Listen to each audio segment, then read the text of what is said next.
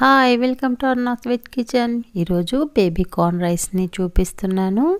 ఇంటికి రిలేటివ్స్ వచ్చినప్పుడు కానీ స్పెషల్గా హాలిడే రోజు రైస్ ఐటెం తినాలనిపించినప్పుడు కానీ లంచ్ బాక్స్ కానీ సూటబుల్గా ఉంటుంది. ఒకసారి ట్రై చేసి చూడండి. ప్రాసెస్ని స్టార్ట్ చేస్తాను. స్కిప్ చేయకుండా వీడియోని చూడండి. ఇందుకోసము 1 కప్పు బాస్మతి రైస్ని ఒక బౌల్లో తీసుకొని 2 టైమ్స్ వాష్ చేసి హాఫ్ అన్ అవర్ పాటు నానబెట్టుకోవాలి. 1 కేజీ బేబీ కార్న్స్ తీసుకొని వాష్ చేసి పీసెస్గా కట్ చేసుకోవాలి.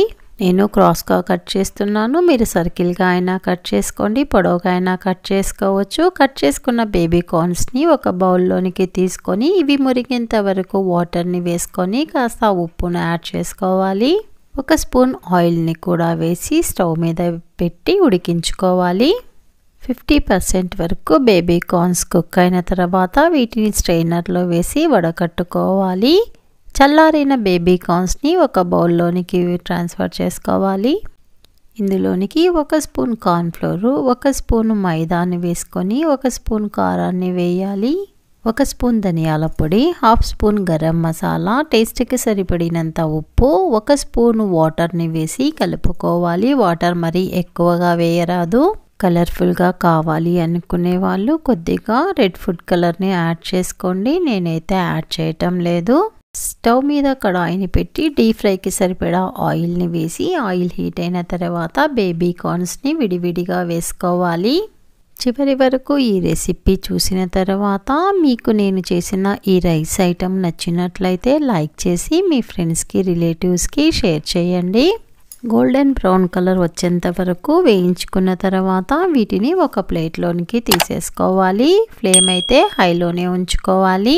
వేయించుకున్న బేబీ కార్న్స్ ఇలాగే తింటే కూడా చాలా టేస్టీగా ఉంటాయి. లేదా గోబీ మంచూరియా ఎలాగైతే చేస్తామో అదే విధంగా వీటిని చేసుకొని కూడా తినొచ్చు. స్టవ్ పైన ఒక పాత్ర నుంచి అందులో వాటర్ వేసి అది బాయిల్ అయిన తర్వాత చెక్క, బిర్యానీ ఆకు, అనాస పువ్వు, లవంగాలు, యాలకులు వేసుకొని నానబెట్టుకున్న బాస్మతి రైస్ని వేసి ఉడికించుకోవాలి. బాస్మతి రైస్ ప్లేస్లో నార్మల్ రైస్ని కూడా వాడచ్చు. మరి ఓవర్గా కుక్ చేసుకోకూడదు. ఒక మెతుకును కట్ చేసినప్పుడు ఈజీగా కట్ అయితే చాలు. వెంటనే స్ట్రైనర్లోనికి వేసుకొని వడగట్టుకోవాలి. 1 లీటర్ వరకు నార్మల్ వాటర్ని వేసుకోవాలి, లేదంటే ఓవర్గా కుక్ అయిపోతాయి. స్టవ్ మీద ఒక కడాయిని పెట్టి 1 స్పూను నెయ్యి, 1 స్పూన్ ఆయిల్ని వేసుకోవాలి. పూర్తిగా నెయ్యితో అయినా చేసుకోవచ్చు, లేదా ఆయిల్నైనా యూస్ చేసుకోండి. సన్నగా కట్ చేసిన ఉల్లిపాయలను వేసి ఉల్లిపాయలు వేగిన తర్వాత క్యారెట్, బీన్స్, పచ్చిమిర్చిని వేసి వేపుకోవాలి. వెల్లుల్లి తినేవాళ్ళు అల్లం వెల్లుల్లి పేస్ట్ని యాడ్ చేసుకోండి. అవైలబుల్గా ఉన్న ఏ వెజిటేబుల్స్నైనా వాడుకోవచ్చు.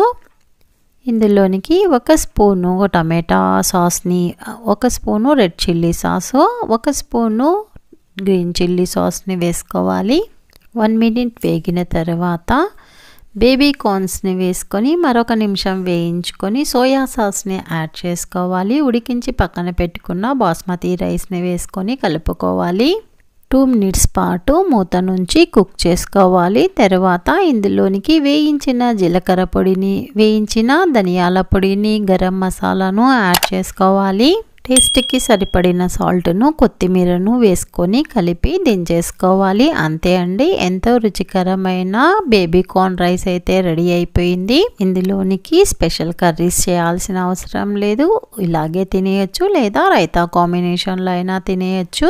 మీకు ఈ రెసిపీ నచ్చి మీరు చేయాలి అనుకుంటే ఒకసారి వీడియోను చూసిన తర్వాత ట్రై చేయండి. ఎలా వచ్చిందో నాకు కామెంట్ చేయండి. ఇంతవరకు నా ఛానల్ని సబ్స్క్రైబ్ చేసుకొని వాళ్ళు సబ్స్క్రైబ్ చేసుకోండి.